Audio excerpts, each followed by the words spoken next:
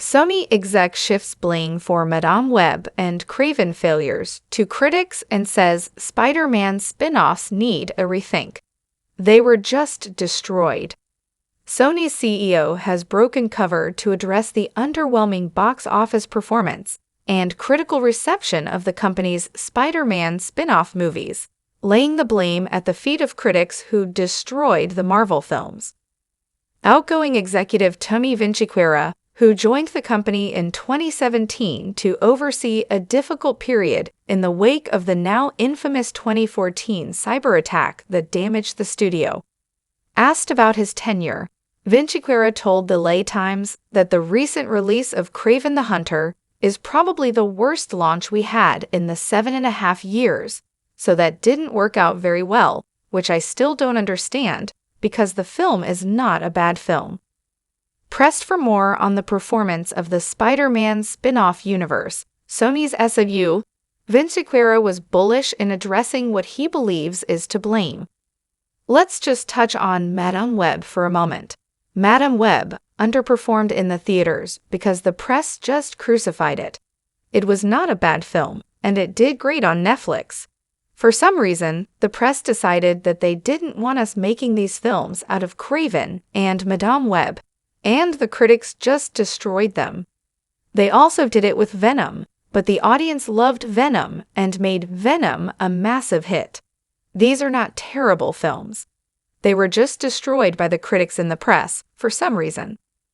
Further, the LA Times asked the executive whether he believes the Spider-Man universe strategy needs to be rethought, again suggesting that critics have an agenda against the SSU movies, and suggesting that critical response would be unfairly biased, no matter how good any future Spider-Man spin-offs would be. I do think we need to rethink it, just because it's snake-bitten.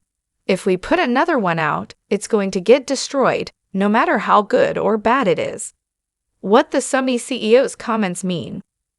Vinciquerra's comments about the critical reception of the Sony Spider-Man universe movies are a fair assessment based solely on the Rotten Tomatoes scores, as long as you ignore the Spider-Verse movies. They're somewhat separate, of course, thanks to the medium, but are perhaps best considered annexes of the main SSU and the MCU. But taking in everything else from 2018's Venom through to Kraven, the scores are notably poor, topping out with Venom. Let There Be Carnage's 58%. In comparison, the Spider-Verse movies both sit in the 90% critics score bracket, with similar audience scores, both 94% currently. There is some debate whether reviews actually impact the performance of movies, but it's unquestionable that word of mouth is a factor.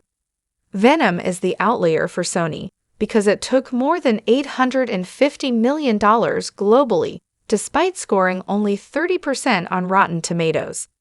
Likewise, movies like David Ayer's Suicide Squad very nearly crossed $750 million with just 26% on Rotten Tomatoes.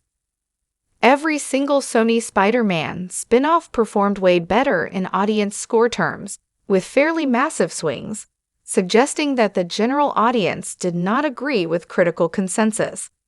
That suggests that more of those who saw them, whether in cinemas or on streaming, liked the movies, which fits the trend for pretty much all movies on Rotten Tomatoes, suggesting that there is correlation between those higher scores and the negative impact of earlier critical scores on the box office performance of those movies is an intriguing question and forms the basis of Vinciquerra's argument. At the moment, Sony's plans for more Spider-Man spin-offs appear to be on ice, despite Venom. The Last Dance is ending, setting up a bigger story for Null. What is certain is that other than Beyond the Spider-Verse, Sony currently has no confirmed plans for more. If the studio wants to retain the rights to the characters, though, the universe has to be active, whether it's rebooted or not. Our take on Spider-Man's spin-off failure. There are several points here to consider, as objectively as possible. First, are Venom, Madame Web, Kraven, and the other Sony Spider-Man movies bad films? If we're talking universally, the answer is no. Venom is genuinely good, even if it lacks the punch of a great villain. Let There Be Carnage is painfully forgettable. Venom. The Last Dance is mostly fine. Kraven has its moments, but is mostly misguided. But Madame Web is poor, and Morbius, which Vinciclera conspicuously fails to mention at all, is notorious for good reason. The second point is how Sony's movies were marketed. Morbius marketing included a Spider-Man reference that was added solely for the trailers, and a post-credit scene mentioning him that went nowhere.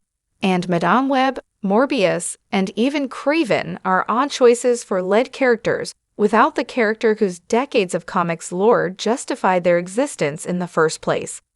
The difference between critical reviews and the opinions of normal audience members is obviously an important question, because it brings scrutiny to the purpose of critics. There is not something more nefarious at play here. There may be a race to the gutter in some circles of social media, and on YouTube in particular, to throw out caustic, negative reactions, but any suggestion of a broad strokes conspiracy theory is difficult to back up. Stoking an audience as critics' war is also a little dangerous, frankly.